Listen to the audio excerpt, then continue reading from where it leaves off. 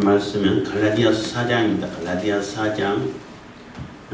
예수 그리스도께로 인도하는 길 안내자 율법의 기능을 얘기하고 있습니다. 율법의 기능에서 율법이 하는 역할이 뭔가를 이렇게 비유를 통해서 설명하고 있는 것인데, 율법은 예수 그리스도께로 인도하는 길 안내자라는 거예요. 초등학문 여기서 말하는 몽학선생, 가정교사 이런 뜻을 얘기하고 있는데, 이거는 이제 그 당시 로마의 풍속을 조금 이해할 수 있는 것인데, 로마 시대 때는 로마 사람들이 이렇게 주인들이잖아요. 아무리 공부를 많이 해도 헬라 사람들은 공부를 많이 하고 해도 종은 종이야. 그렇기 때문에 어쨌든 로마 사람들은 자기 아들에게 유업을 물려주려고 하면은 유업을 물려주기까지 그냥 다 크면은 너 이거 네 거야 하고 준 것이 아니라 훈련을 시킨다는 거예요. 그래서 14세까지는 후견인에게 뒀다가 그 아이가 어렸을 때부터 그 가풍이라든지 또 예절이라든지 또 이렇게 완전히 기초적인 그런 학문을 가르치고, 그 위에 또 여기서는 청직이라는 표현을 했는데 후견인하고 전제가 비슷한 얘기지만은 14세 때부터 25세까지는 이게 진짜 유업을 얻을 수 있는 구체적으로 이렇게 훈련을 받는다고 그래요. 받는 동안에 그 모든 것이 다 그 후견인, 몽학선생이라고 말할 수 있는데, 그 후견이라든지 어릴 때는 또 25세까지는 그 사람이 아버지 역할을 하는 거예요.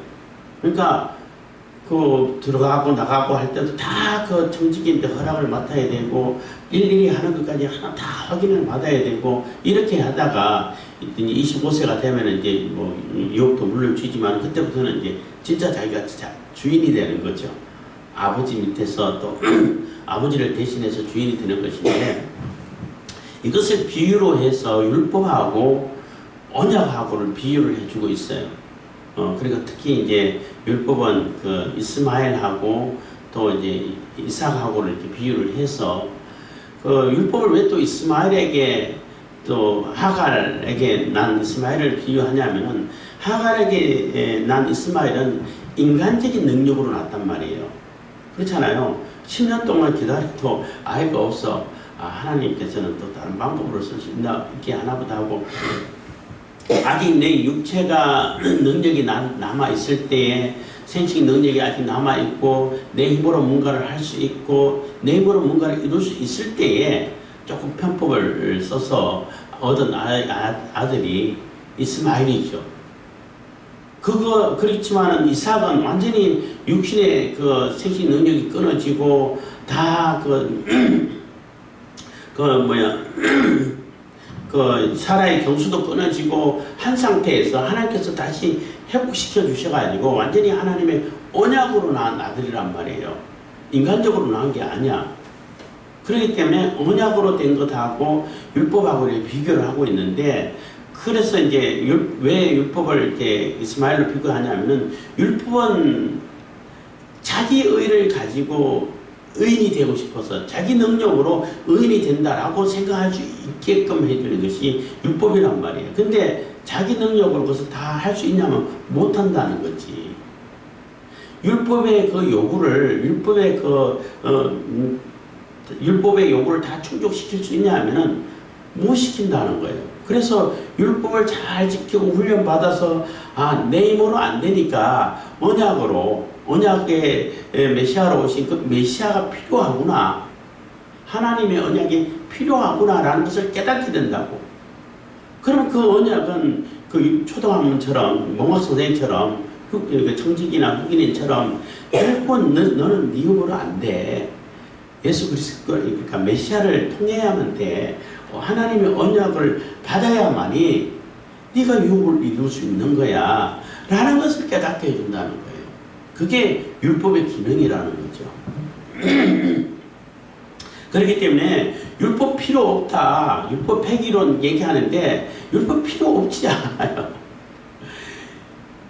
매번 얘기하지만은 율법의 의식법은 의식법이 필요 없어서 버리는 것이 아니라 완성이 돼서 예수 그리스도를 통해 가지고 이미 다 완성이 돼 가지고 더 이상 그게 구해받을 필요가 없다는 거예요. 예수 그리스도를 통해 가지고 예수 그리스도의 십자가를 통해 가지고 다 이루어졌기 때문에 더 이상 기능을 할 역할이 다 끝나버렸다는 얘기예요. 그렇기 때문에 의식법은 더 이상 얽매일 필요가 없는 것이고, 도덕법은 예수님 모시는 그날까지 1.1학이라도 변하지 않아요. 바뀌지 않아요. 율법을 지킬 때는 내가 내 힘으로 열심히, 도덕법도 마찬가지에 지켜가지고 내 의로 하나님께로 가겠다라고 열심히 했지만 안 되니까, 그 산상수훈이 율법의 본래 의미라고 이제 지난번에 말씀드렸는데, 그거를 어떻게 우리 인간의 힘으로 다 충족시킬 수 있어요? 못해요. 불가능해요. 그럼 어떻게 할 수 있냐? 예수 그리스도의 은혜를 통해 가지고 언약을 입은 우리가 성령을 통해서 우리가 그 삶을 살 수가 있는 거예요. 내 힘으로는 안 돼. 성령께서 함께 하시면 돼. 그런 관계가 바로 율법과 언약의 관계다라고 얘기를 해주고 있는 겁니다. 4장 1절입니다. 내가 또 말하노니 유업을 이을 자가 모든 것의 주인이나 어렸을 동안에는 종과 다름이 없었어. 그래서 유업을 얻을 자는 원래는 신분이 주인이 맞는데 그 25세 될 때까지는 몽학 선생이라든지 가정교사라든지 후견인이라고 말할 수 있죠. 청직이라든지 이렇게 도움을 받아야 된다는 거예요. 실질적으로는 주인이지만은 실제 삶을 보면은 종과 같은 삶을 살고 있다는 거예요. 그러니까 후견인데 종이 되는 거죠. 왜냐하면 시키는 대로 해야 되고, 뭔 하려면 다 허락을 받아야 되고, 또 이게 맞는지 아닌지 제대로 하고 있는지 또 이게 확인을 받아야 되고, 종과 다름없는 그런 삶을 살죠. 근데 실질적으로 신부는 주인이라는 거예요. 그거하고 비유가 된다는 것입니다. 그래서 내가 또 말하노니 유업을 이을 자가 모든 것의 주인이나 어렸을 동안에는 종과 다름이 없었어. 2절 그 아버지의 정한 때까지 후견인과 청지기 아래에 있나니. 그래서 아버지의 정한 때, 그러니까 아버지가 유업 물려주기 위해서 너 25세까지 훈련 받아야 돼 하고 정해줬기 때문에 그때까지는 꼼짝없이 훈련 받아야 돼요. 안 그럼 나 아버지 아들 안 할래 하고 나가면은 그거 이제 나하고 상관없는 자가 돼버리는 거죠. 그런 아들은 없겠지. 아버지에게 있는 그 유업이 얼마나 큰데 그걸 못 견뎌가지고 나 내 혼자 산다. 탕자 같은 그런 아들이 있겠어요. 탕자 같은 아들도 탕자도 결국 돌아오잖아. 어쨌든 그거는 그냥 지나가는 얘기입니다. 그래서 청지기 아래에 있나니 3절 이와 같이 우리도 어렸을 때에 이 세상 초동 학문 아래에 있어서 종로로 다녔더니, 이 얘기는 결국은 하나님께서 유대인들에게 이스라엘 사람들에게 율법이라는 것을 주어가지고 그 율법을 통해 가지고 하나님께서 어떤 분이신지, 하나님께서 어떤 일을 하려고 하시는지, 우리에게 어떤 은혜를 베풀어 줄 것인지를 이게 반복 학습하면서, 특히 의식법도 마찬가지입니다만 반복 학습하면서 하나님께서 이렇게 하시겠구나라는 것을 훈련받아 깨닫고 훈련받고 또 이렇게 공부를 학습을 하게 됐다는 거예요. 그게 초등학문이야. 이렇게 살아야 되고, 이렇게 하나님께 나아가야 되고, 이렇게 제사를 드려야 되고, 하나님의 자녀는 이렇게 살아야겠구나 라고 이렇게 가르침을 받았다는 거죠. 근데 이제 그것조차도 바벨론 포로 때는 제대로 안 해서 그냥 형식적으로만 하나님께 제사만 드리고 지 마음대로 살아가지고 하나님 백성하고 아무 상관없이 살아가지고 결국은 다 징계를 받았죠. 징계를 받아가지고 또 이렇게 혼나고 다시 돌아와서 이제 다시 율법에 이렇게 충실을 한다고 했는데 율법에 충실하지 않고 장로들이 유전에 충실했지. 예수님 당시까지는 그렇잖아요. 진짜 율법은 다 잊어버리고 율법은 별로 관심 없고 그 율법을 이렇게 해야 돼 저렇게 해야 돼 해는 해설서 장로들이 유전에 그걸 아주 토시 하나 안 틀리게끔 지키려고 그렇게 애를 썼다는 거예요. 그러면서도 율법을 무시를 해. 율법의 의미를 아무도 못 깨달아. 그래서 예수님이 너희들은 제자들이 장로들의 유전을 범했다 해가지고 막 비난할 때 너희들은 장로들의 유전 가지고 하나님의 율법을 어기고 있는데 그럼 누가 지금 더 큰 잘못을 하고 있냐 이런 취지로 논쟁을 한 적이 있죠. 너희들은 성도들이 율법을 지킨다고 하면서 하나님의 율법을 어기고 있어. 그러면은 누가 더 큰 죄인이야? 이렇게 따져 물었잖아요. 장로들의 유죄는 그냥 해설서예요. 아, 이렇게 할 수도 있고, 이렇게 하는 것이 가장 좋을 것 같아. 그게 맞는 것 같아. 이렇게 한번 하자고, 전통이죠. 자, 유대인들의 전통이라고 말할 수 있는 것인데, 그게 율법은 아니에요. 그렇지만 진짜 율법의 의미를 찾고 율법을 제대로 깨달으면은 예수님 때도 마찬가지잖아요. 어떤 청년이 너 율법을 어떻게 읽었냐 했더니 첫째 계명은 주 너의 하나님을 내 몸과 그러니까 마음과 뜻과 힘을 다하여 섬기고 그 다음에는 내 이웃을 내 몸과 같이 사랑하라고 읽었습니다 했더니 너 참 율법 제대로 잘 읽었네. 이렇게 칭찬했잖아요.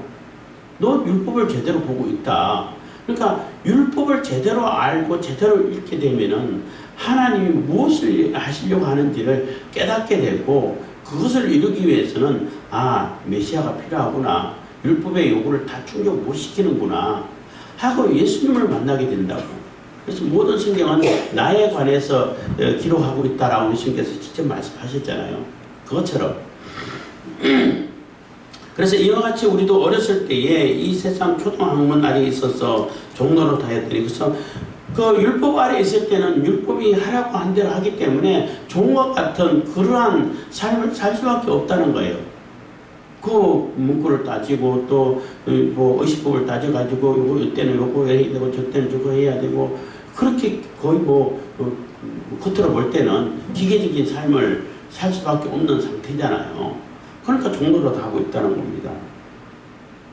4절입니다. 때가 차면 하나님이 그 아들을 보내사 여자에게 나게 하시고 율법 아래 나게 하신 것은 그래서 때가 참해서 하나님께서 계획하신 때 그 비유를 든다면은 그 로마 아버지가 아들에게 유업을 물려주고 너 25세까지는 훈련받아 한 그때 하나님이 정한 그때가 돼서 그 아들을 이렇게 여자에게서 나게 하시고 아들을 보내서 예수 그리스도를 보내셨다는 거예요. 여자에게 나게 하시고 한 얘기는 여자의 후손하고 이제 같은 의미가 있는 거죠. 메시아를 얘기하는 겁니다.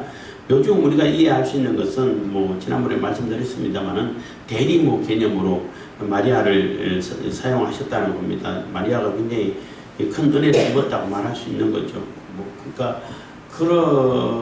자기 몸을 빌려주긴 했지만은 그로 인해 가지고 마리아는 많은 참 그 어려움을 당해야 되고 마음고생을 했어야 되고 그렇기 때문에 마리아가 굉장히 존경받을 만한 인물은 맞아요.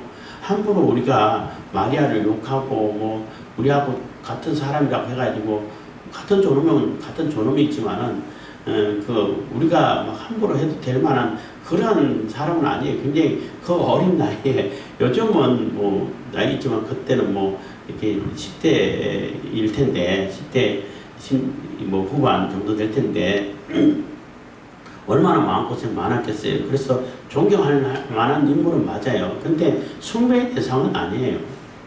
그걸 꼭 기억하셔야 돼요. 숭배의 대상은 아니지만 존경할 만한 인물은 된다는 거죠. 어쨌든 여자에게 나게 하시고 율법 아래 나게 하신 것은 그래서 그 예수님께서도 태어나셔가지고 8일 만에 할례 받고 율법의 의식법을 그대로 다 실행을 했잖아요. 하게 한 것은 5절입니다. 율법 아래 있는 자들을 속량하게 하시고 우리로 아들의 명분을 얻게 하려 하십니다. 그래서 그렇게 다 하신 것은 예수님께서 이제 세례 요한에게 나가지고 내가 세례를 했더니 요한이 아니 내가 당신께 세례를 받아야 될 텐데 내가 어떻게 세례를 줍니까? 했더니 세례를 주라고 했잖아요. 예수님께서 죄가 없으신데 왜 세례를 받으셔? 세례는 정결 예식이거든요. 죄를 깨끗이 씻는다는 의미인데 그러한 의미도 물론 있지만은 연합의 의미가 있어요. 그러니까 예수님께서는 죄인의 신분으로 들어가신 거예요. 우리가 하나 되려고 우리 죄를 구하시기 위해서 우리의 죄를 뒤집어 써서 죄의 신분으로 들어가가지고 세례를 받는 거예요. 그래서 받아야 할 것, 지켜야 할 것을 율법의 요구를 다 지켜가고 있는 거예요. 그래서 예수님은 율법을 어긴 자가 아니고 율법을 완성시킨 자라고 말하잖아요. 유대인들도 너는 율법을 어기는 자야 했는데 율법 어긴 지가 한 번도 없어요. 예수님은 율법을 다 지킨 거죠. 다 이룬 거죠. 예, 그거를 이해를 못해서 유대인들은 예수님을 이렇게 핍박하고 했는데, 그래서 율법 아래 있는 자들을 속량하시고 우리로 아들의 명분을 얻게 하려 하심이라. 그래서 우리의 신분으로 들어와 가지고 우리의 죄를 다 갚아주시고 우리도 같이 하나님께로 양자라 해가지고 친아들하고 유업의 그 법적인 그 권리는 똑같아요. 차별이 있는 게 아니에요. 똑같아요. 그렇기 때문에 우리도 아버지의 아들을 만들어 주려고 그렇게 하셨다는 겁니다. 6절 너희가 아들인 거로 하나님이 그 아들의 영을 우리 마음 가운데 보내사 아버지라 부르게 하셨느니라. 그래서 너희가 아들인 거로, 그래서 우리가 하나님의 양자된 아들이 됐다는 겁니다. 하나님이 그 아들의 영을, 성령을 얘기하는 거죠. 우리 마음 가운데 보내사 성령이 내게 내게 하심으로 해가지고 성부 하나님을 아버지라고 부를 수 있게 됐다는 거예요. 여기서 아버지라는 얘기는 아빠 아버지라고 이렇게 많이 번역하는데 뭐 제대로 잘 번역했다고 이제 많은 평판을 해요. 그 무슨 얘기냐면 아바라는 얘기는 아람어, 히브리어의 아버지라는 뜻이에요. 그러니까 자기들이 옛날부터 전통으로 내려오는 그 친근한 표현인 거죠. 뭐 우리나라 말로는 아빠라는 말로 뭐 대신해도 돼요. 그러니까 아빠, 마마, 엄마 이건 다 세계 공통어잖아. 공통어예요. 그것처럼 아버지도, 그러니까 뭐 여기 아바는 아람어, 뭐 히브리어 뭐 비슷한 같은 얘기입니다만은 아버지는 여기는 헬라어 파테르라고 이렇게 그러니까 두 번 반복해서 써놓는 거죠. 아빠 아버지 이렇게 부르게. 그러니까 하나님을 굉장히 친근감 있게 진짜 아버지처럼 우리가 부를 수 있게 됐다는 거예요. 성령이 내재하심으로 인해 가지고 우리가 양자 돼서 가지고 성령이 내재함으로 인해 가지고 성령께서 우리와 함께 하시기 때문에 하나님 아버지, 성부 하나님 우리 아버지가 되셨어. 그럼 우리가 뭘 두려워하고 뭘 무서워하고 뭐 어떤 사람 귀신이 무섭다 그러는데 귀신 무서워할 때고 귀신이 나 무서워하는 거지. 감히 하나님이 아들인데 하나님을 아버지라고 부를 수, 아빠라고 부를 수 있는, 아빠는 아버지보다 훨씬 더 친근감이 있잖아요. 그런 신분인데 누구를 두려워하고 누구를 무서워할 필요가 있겠어요. 그렇기 때문에 성령께서 내주하심으로 말미암아서 그게 가능해진다는 거예요. 율법의 그 모든 요구를 예수 그리스도를 통해 가지고 우리가 하나님의 양자가 되고 성령이 내주하심으로 인해 가지고 그 삶을 살 수 있게 된다는 거예요. 이 삶을 살아서 하나님의 아들이 되는 것이 아니라 하나님의 아들이기 때문에 이 삶을 살 수 있게 된다는 거예요. 그런 이제 의미가, 위치가 바뀌게 되는 거죠. 7절입니다. 그러므로 내가 이후로는 종이 아니요 아들이니 아들이면 하나님으로 말미암아 유업을 이을자니라. 그래서 천국을 유업을 받는 거예요. 이제는 종이 아니야. 종이 아니고 심지어는 우리는 천사까지 부리는, 천사가 우리의 종이 되는 거예요. 부리는 영이 되는 거예요. 천사도 부릴 수 있고 천사도 종으로 하나님께서 우리를 목종으로 신분을 주셨는데 우리가 뭘 두려워하고 뭘 무서워해야 되냐는 거죠. 그러니까 얼마나 자유를 주시냐는 거죠. 완전한 자유를 주시는 거예요. 그래서 제가 말씀드리잖아요. 하나님의 완전한 통치가 이루어지면, 이거 신비라고 그랬잖아요. 하나님의 완전한 통치가 이루어지면은 이 세상 사람들의 개념에서는 어떤 통제 사회가 이루어지고 앞으로 그렇게 갈 것 같고 지금 열심히 하고 있는데, 그래서 어떤 권력자가 완전한 통제를 잃어버리면은 사실 자유가 없어진다고 그렇잖아요. 물론 그 사람들이 요구에 벗어나는 이 행동을 안 하면은 내버려 그냥 나름대로 자유롭게 살기는 해주지만은 요만큼만 벗어나면은 바로 이렇게 통제가 들어온다고 그렇잖아요. 그래서 내 자유가 없어지는 동안, 그러니까 완전한 통제가 이루어지면은 내 자유가 그만큼 축소되고 없어지는 거잖아요. 근데 하나님은 반대야. 그게 아니야. 하나님의 완전한 통제가 이루어지면 이루어질수록 우리에게 최대한의 자유가 주어지는 거예요. 하나님의 통제가 없고 사탄이 다른 어떤 존재가 통제하게 되면은 그만큼 자유를 뺏기는 거죠, 우리는. 그래서 하나님이 완전한 통제를 이루고 하나님이 완전한 우리의 주권을 다 가지고 있으시면은 우리는 아무것도 못한 애가 아니라 그렇게 생각할 수 있는데 모든 것을 할 수 있게 된다는 거예요. 예수 그리스도 안에서 하나님 통제 아래서 다 할 수 있는 거예요. 그렇기 때문에 우리가 하나님이 이루시는 부정적으로 얘기하면 통제 사회가 되는 거죠. 완전한 통치가 이루어지는 그 사회. 비유를 든다면은 에덴 동산과 같은 그러한 동산이 이루어지는 거예요. 에덴 동산에서는 우리가 아담과 하와가 제한받는 게 있었어요? 선악과 하나 빼고는 하나만 지키면 되잖아. 그 하나만 지키면 모든 것이 다 자기 거고 모든 자유를 누릴 수 있어요. 근데 사탄은 거짓말하죠. 그거 하나만 먹으면 다 네 거 되잖아. 다 내 자유인데 그거 하나 못 지켜. 너무한 거 아니야? 너무한 게 아니죠. 무한한 자유를 주셨는데 사탄은 그렇게 거짓말을 하죠. 그래서 그 선악과를 먹으니까 어떻게 됐어요? 다 얻었어요? 다 잃어버렸지. 다 잃어버린 거죠. 하여튼 그러한 원리라는 것입니다. 그래서 예수 그리스도를 통해 가지고 성령께서 내주하심으로 인해 가지고 내가 아버지라 부를 수 있는 아들의 신분이 이제 회복이 된 것이고 아들의 신분으로서 완전한 자유인으로서 살 수 있게 됐다는 거예요. 근데 그 바보처럼 그 자유를 버리고 다시 꾸역꾸역 옛날 그 초등학문으로 들어가지고 굳이 종로로 다니면서 살 필요가 있겠냐는 거죠. 이미 다 그 학습을 했는데 하고 그 과정을 다 지나고 왔는데 그래서 이제 책망하고 있는 것입니다. 8절입니다. 그러나 너희가 그때는 하나님을 알지 못하여 본질상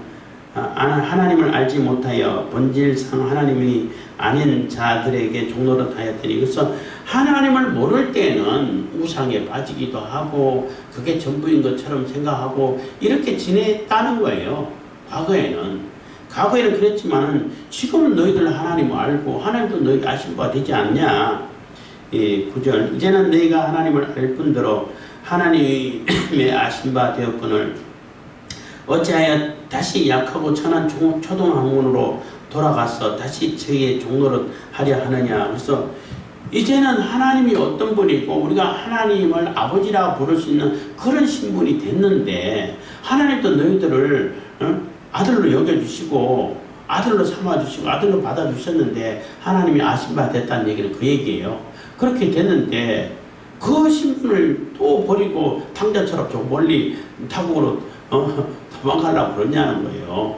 바보 아니냐는 거지.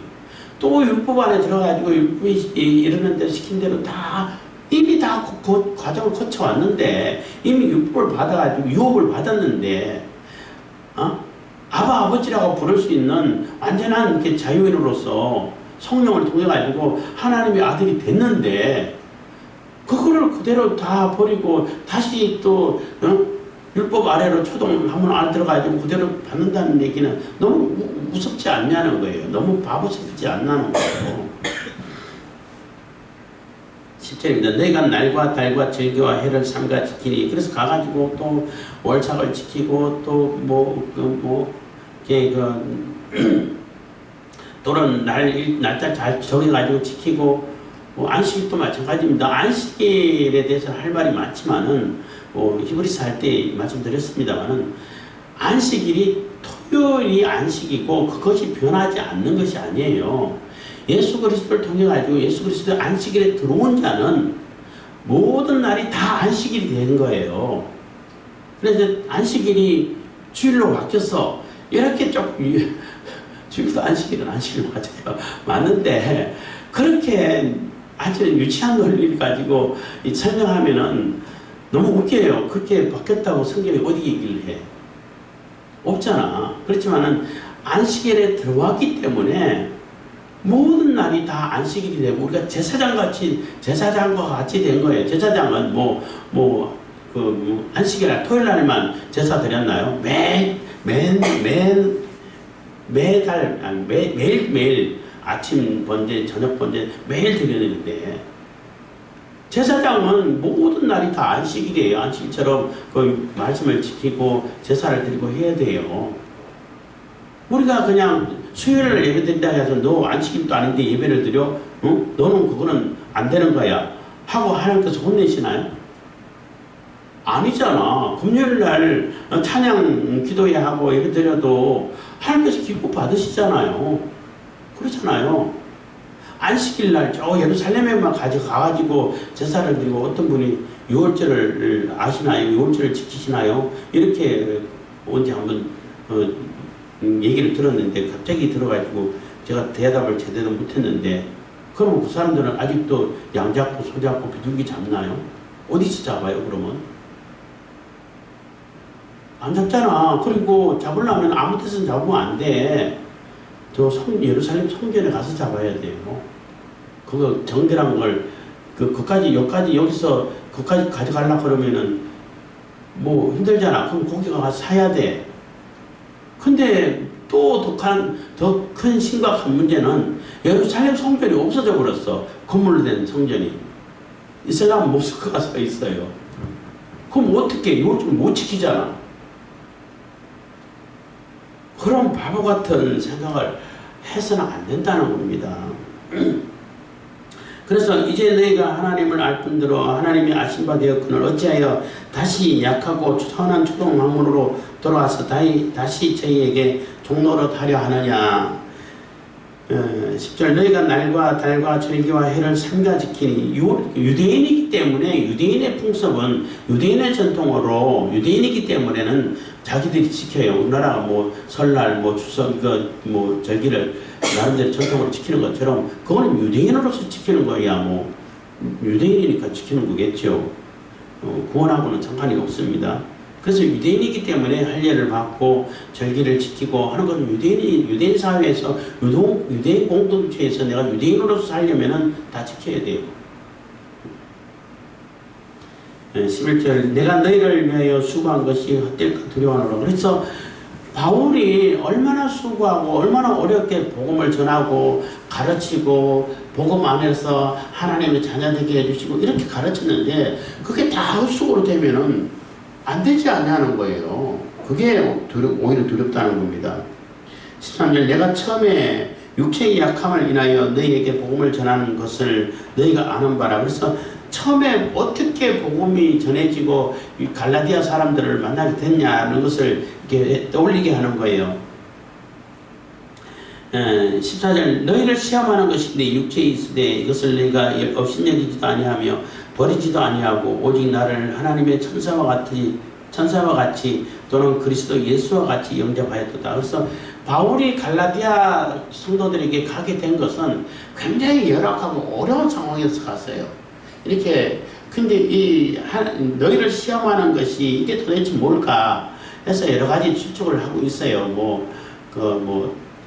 시력이 안 좋아서 안질이다, 또 말라리아다, 간질이다, 이런 의견들이 있는데 그래도 많은 사람들이 추측하기를 말라리아를 통해 가지고 합병증으로 두통이 오고 간질도 같이 왔을 것이다. 간질이 있었던 것 같아요. 왜냐하면은 눈이야 좀 덜 완전한 멀지 않은 상태에서 보고 다니면은 좀 불편할 뿐인 것이지. 그래서 대필하면 되잖아요. 근데 이 간질은 누가 봐도 저거는 귀신이 들려가지고 그 당시는 귀신 들려가 일어난 병이야. 이렇게 여긴단 말이에요. 그래서 간질하는 사람들 막 침 뱉기도 하고 막 멀리 하기도 하고 다시 가까이 하지도 않고 이런단 말이에요. 근데 이 바울이 전도 여행을 다니다가 풍토병을 얻고 말라리아에 걸려가지고 엄청 고열에 시달리고 두통에 시달리면서 간질이 오게 되고 이렇게 됐는데 그 상황을 보고 갈라디아 사람들은 바울을 무시하고 그냥 멀리하고 그러지 않았다는 거예요. 오히려 도와줬다는 거예요. 너희를 시험하는 것이 내 육체에 있을 때 시험하는 것이 아마 그것일 것이다. 그 말라리아를 통해 가지고 얻어진 그 합병증, 그 간질까지 있는 그런 상태였을 것이다 라고 이렇게 많은 사람들이 추측하고 있습니다. 이것을 너희가 업신여기지도 아니면 그래서 그런 상태임에도 불구하고 얘는 뭐 귀신 들려서 상대하면 안 돼 이렇게 무시하지도 않고 하나님 천사와 같이 예수 그리스도와 같이 영접해주고 받아주고 살펴봐줬다는 거예요. 이 15절 너희의 복이 지금 어디 있느냐 내가 너희에게 증거하노니 너희가 할 수만 있었다면 너희의 눈이라도 빼어 나를 주었으리라. 그래서 너희의 복이 지금 어디 있냐 너희가 얼마나 나에게 잘 대해주고 또 모든 것을 다 희생하면서 간호해주고 또 말씀을 들어주고 그런 가운데서도 복음 전할 때 그 복음을 그대로 다 받아주고 이랬던 것이 너희들의 복인데 지금 그 복이 어디 있냐는 거예요. 내가 너희에게 증거하노니 너희가 할 수만 있었다면 너희의 눈이라도 빼어 나를 주었으리라. 그래서 이것 때문에 안질이다고 주장하는 분들이 또 많이 있다고 그래요. 눈이라도 빼가지고 할 수만 있었으면 놔뒀을 거다. 그만큼 그 사도 바울을 생각하는 갈레디아 사람들이 그 마음이 애틋하다는 거예요. 우리나라에서 다음에 뭐 간이라도 빼줄 것 같아 이런 표현이 있잖아요. 그런 표현과 같은 표현이라는 거죠. 물론 바울이 이렇게 눈이 안 좋으니까 차라리 내 눈 하나 줬으면 좋겠다. 뭐 할 수가 없으니까 못했지만은 할 수만 있으면 해줬으면 좋겠다. 뭐 이런 의미라는 거죠. 그만큼 친근감 있게 애틋하게 맞아줬다는 거죠.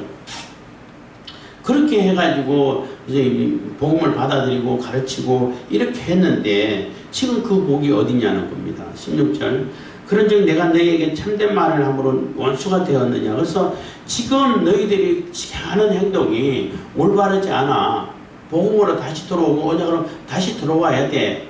그런데 내가 이렇게 가르친다 해갖고 이제 너희들 나하고 원수 될 거야?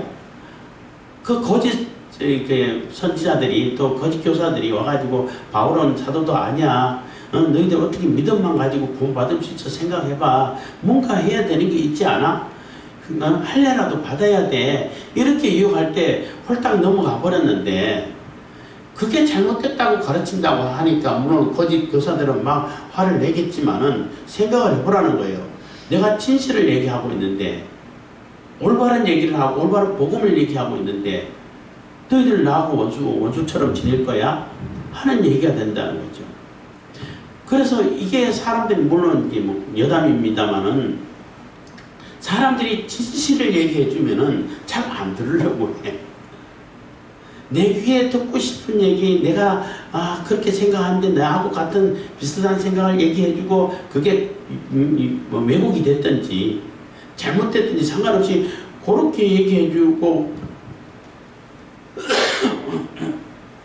내가 다기를 바라고 듣기를 원했던 듣고 싶은 거 보고 싶은 것을 얘기해 주면 그 사람들에게는 막 완전히 혹 빠지는데 그거 아니야. 너희들 눈을 떠야 돼. 그거 올바른 거 아니야. 잘못 생각하고 있는 거야. 잘못 길을 가고 있는 거야. 하고 깨우쳐주는 사람들에게는 오히려 화를 낸다는 거예요.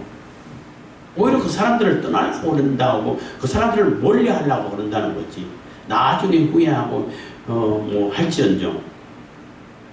그래서 그게 참 아이러니다라고 말해야 되나요? 어쨌든 바울도 그럽니다. 그런즉 내가 너희에게 참된 말을 함으로 원수가 되었느냐. 17절 너희가 너희를 대하여 열심을 내는 것이 좋은 뜻이 아니요. 너희가 아니라 저희가 너희를 대하여 열심을 내는 것이 좋은 뜻이 아니요. 오직 너희를 이간 붙여 너희로 저희를 대하여 열심을 내게 하려 함이니라. 이 얘기는 무슨 얘기냐면 저 사람들이 너희를 위해서 굉장히 잘하고 열심을 내고 그게 진짜인 것처럼 모든 것을 다 너희들을 위해서 해줄 것처럼 이렇게 하는데 그거 좋은 뜻 아니야. 그렇게 하고자 하는 것은 너희들을 완전히 휘어잡아서 이렇게 세뇌시켜가지고 가스라이팅이라고 그러잖아요. 세뇌시켜가지고 너희 종 만들려고 하는 거야. 그래서 이런 표현을 많이 쓰잖아요. 그러니까 예수의 제자를 만들어야지. 너 목사의 제자를 만들려고 하면 안 된다. 내 종을 삼으려고 하면 안 된다는 거예요. 하나님의 종으로 만들어야지. 예수 그리스도의 제자로 만들어야지. 내 종으로 내 제자로 삼아가지고 내가 뭐라고 하든 간에 상관없이 뭐든지 다 그게 앞뒤 맞든지 안 맞든지 맹목적으로 나를 따르게 만들려고 한다는 거예요. 그게 잘못됐다는 거지. 맹목적으로 따르면 안 돼. 이게 하나님 말씀으로 합한지 아닌지를 구분할 줄 알고 분별할 줄 알아야 되고 이거를 이렇게 통찰력을 가질 수 있어야 된다는 거예요. 이게 하나님 말씀에 합한지 안 한지를 우리가 생각할 수 있어야 된다는 거예요. 하나님의 아들로 만들어주고 예수 그리스도의 제자로 만들어줘야 되는 것이지 목사의 제자, 목사의 종으로 만들어가지고 뭐든지 그냥 무당들이 그러잖아요. 다 이게 제압해가지고 자기 일 하나도 못하고 뭐든지 무당을 위해서 일하고 그래서 탈탈탈 재산 다 털어먹어버리고 이런 경우들이 막 여러 허다하잖아요. 그렇게 하려고 지금 너희들에게 열심을 낸다는 거예요. 18절 좋은 일에 대하여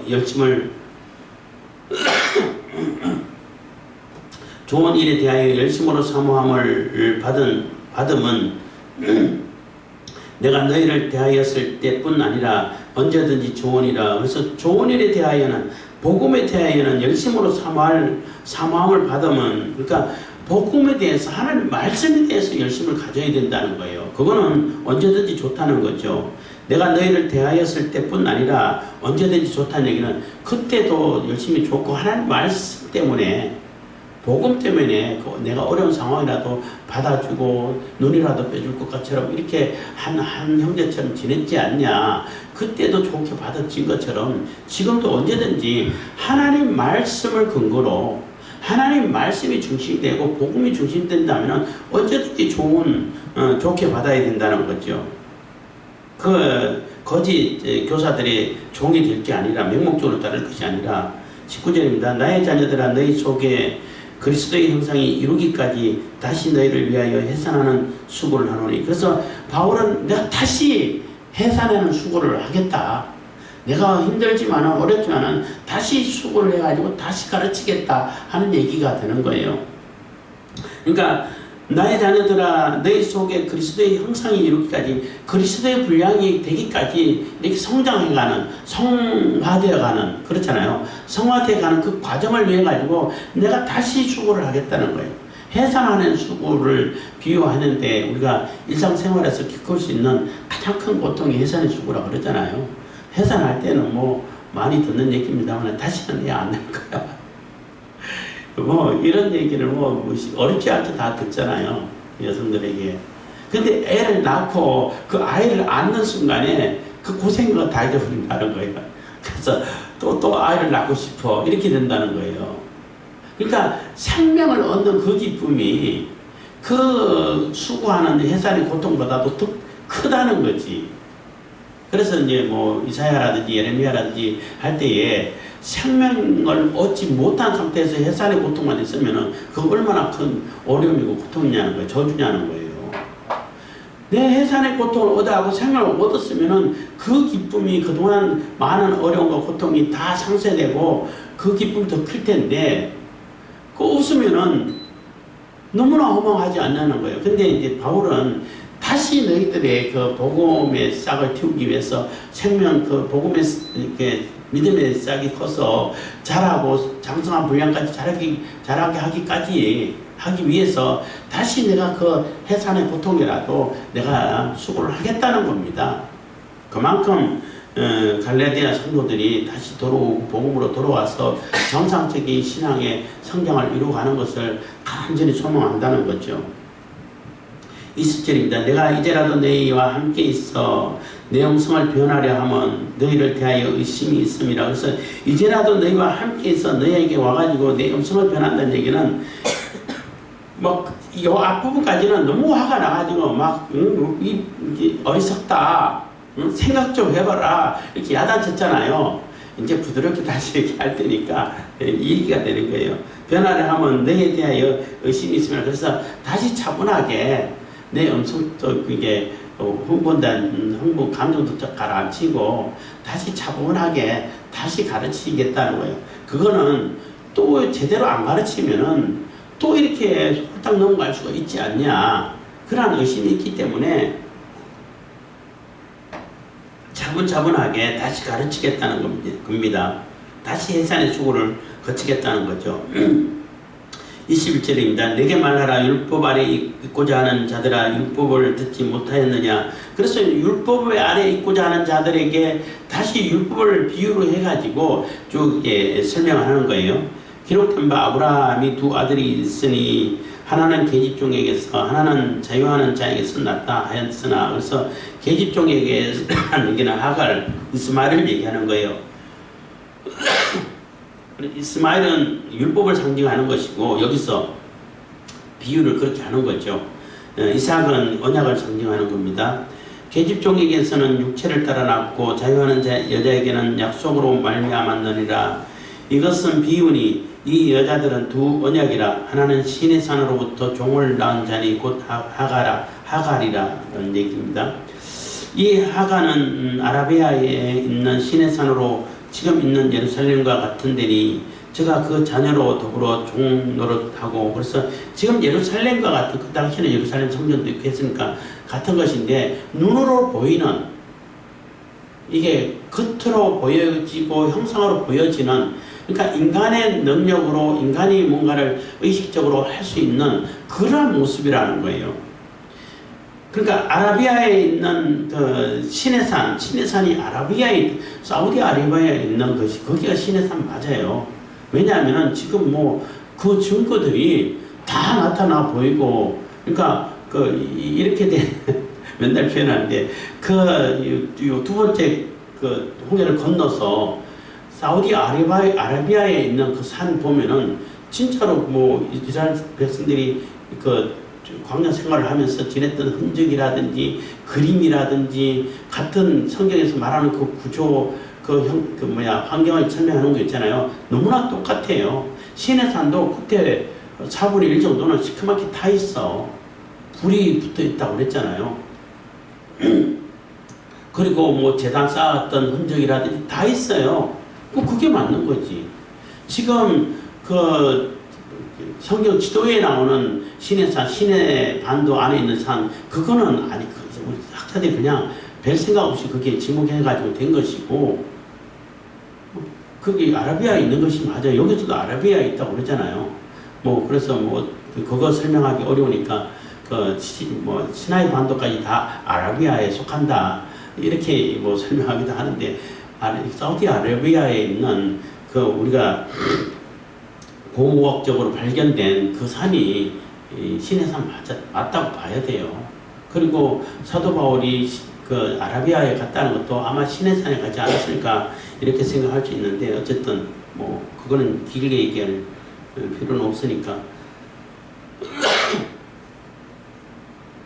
그래서 이 하가는 아라비아에 있는 신의 산으로 지금 있는 예루살렘과 같은 데니 제가 그 자녀로 더불어 종노릇하고, 그래서 지금 예루살렘에서 율법을 중심으로 계속 성전 제사도 이루어지고 왔던 것처럼 그 신의 산 언약을 비교할 수 있다는 거죠. 그 신의 산 언약은 율법을 주셨는데, 그 율법은 우리 인간의 힘으로 이룰 수 있다, 인간의 힘으로 이루려고 하는 그러한 역할인데, 그게 이스마엘의 비교가 된다는 거예요. 이스마엘도 결국은 인간의 능력으로 자기 힘으로 낳은 거잖아. 오직 위에 있는 예루살렘은 자유자니 곧 우리 어머니라고 해서 위에 있는 이거 보고 또 이게 하늘 어머니 어쩌저쩌 얘기하는데 그거 말이 안 되는 거고, 이거 사라를 얘기하는 겁니다. 하늘에 진짜, 그러니까 이 땅에 있는 예루살렘은 모형이고 진짜 예루살렘 하나님의 성은 하늘에 있다는 거예요. 그게 하늘에 있는 예루살렘이라는 겁니다. 위에 있는 예루살렘이라는 거예요. 자유자님 곧 우리 어머니라. 27절 기록된 바 잉태치 못한 자여 즐거워하라. 고르지 못한 자여 소리질러 외치라. 이는 홀로 사는 자의 자녀가 남편이 있는 자의 자녀보다 많음이니라 해서 하였으니 이사야 예언인데, 이 얘기는 남편 있는 자의 자녀는 남편과 사이에서 난 자녀들밖에 없잖아요. 그게 전부지만은 남편 없는 자의 언약을 따라서 난 자, 예수 그리스도를 통해 가지고 하나님의 자녀가 된 자들은 뭐 어마어마하게 많잖아요. 막 비교 자체가 안 되죠. 그렇잖아요. 훨씬 많다. 그의 예언인 것입니다.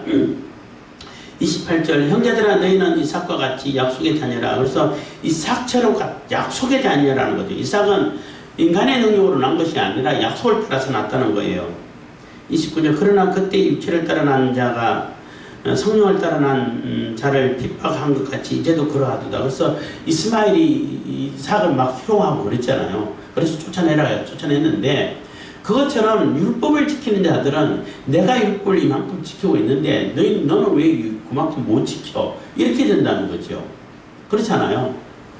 내가 이만큼 지켰으면은 너는 나하고 똑같은지 아니면 나보다 더 잘하든지 그럼 더 잘하는 사람이 나를 구박하겠죠. 안 그래요? 그래 인간적으로 뭔가를 이루려고 하는 자들은 자꾸 비교해가지고 자기하고 자꾸 비교해가지고 구박을 한다는 거죠. 그런데 지금 언약을 따라난 우리 자유자들에게는 자기들이 다른 건 못해도 할례는 받았잖아. 너희들 할례도 안 받은 자가 뭔 얘기를 해 하고 구박하고 비판한다는 거예요. 지금도 똑같다는 거죠. 30절 그러나 성경이 무엇을 말하느냐 계집종과 그 아들을 내어 쫓으라. 계집종의 아들이 자유하는 여자의 아들로 더불어 유업을 얻지 못하리라 하였느니라. 그래서 다 쫓아라 그랬잖아. 그래서 율법을 통해 가지고는 하나님의 유업을 못 얻어 하는 얘기가 되는 거예요. 왜냐하면 율법의 요구를 다 충족 못 시키니까. 율법을 가지고는 하나님의 유업을 얻고 하나님의 아들이 될 수 있는 길이 없다는 거예요. 그것을 다 이룰 수 있는 사람이 없기 때문에 율법 자체가 나쁜 거냐? 그렇지 않다는 율법 자체는 거룩한 거예요. 거룩한 건데 율법을 통해 가지고 율법을 통한다는 얘기는 내 인간의 의지, 인간의 능력, 인간의 힘으로 라는 얘기가 되는 거예요. 그것을 가지고 하나님의 아들 될 수 있냐면 못 된다는 거예요. 그렇기 때문에 유업을 못 얻는다는 거죠. 그래서 내쫓아라는 거예요. 그래서 쫓아버렸다는 거죠. 내쫓았다는 거죠. 그래서 그 먹을 거 조금 하고 물 한 가죽 부대 가지고 쫓아냈잖아요. 30절 그런즉 형제들아 우리는 계집종의 자녀가 아니요 자유하는 여자의 자녀니라 해서 그렇기 때문에 우리는 하나님의 언약을 통해 가지고 이삭의 후예가 된 것이지 이스마엘의 후예가 된 게 아니라는 거예요. 예수 그리스도를 통해 가지고 하나님의 언약으로 하나님의 자녀가 되고 아버지라고 부를 수 있는 성령의 내주하심으로 인해 가지고 성령의 능력을 힘입어 가지고 아버지라고 부를 수 있는 하나님의 자녀가 된 자지 율법 아래 있는 종이 아니야. 이스마엘의 후예가 아니야. 라는 얘기가 되는 거죠. 비유죠. 비유. 그렇기 때문에 예수 그리스도 안에 언약 안에 있으면은 그 사람이 바로 아브라함의 후예가 되는 것이고 유업을 이을 자가 되고 하나님의 자녀가 되고 천국 백성이 된다는 거예요.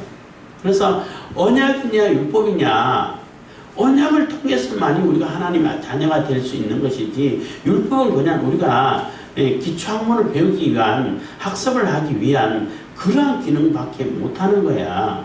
그 이상 기능은 우리에게 못해. 왜냐하면 인간의 능력에 한계가 있으니까. 그래서 율법이 초등학문이라고 얘기하는 거예요. 그래서 율법을 잘 따라가게 되면은 예수 그리스도를 만나게 되고 예수 그리스도를 통해 가지고 약속의 유업을 얻을 수 있게 된다는 거예요.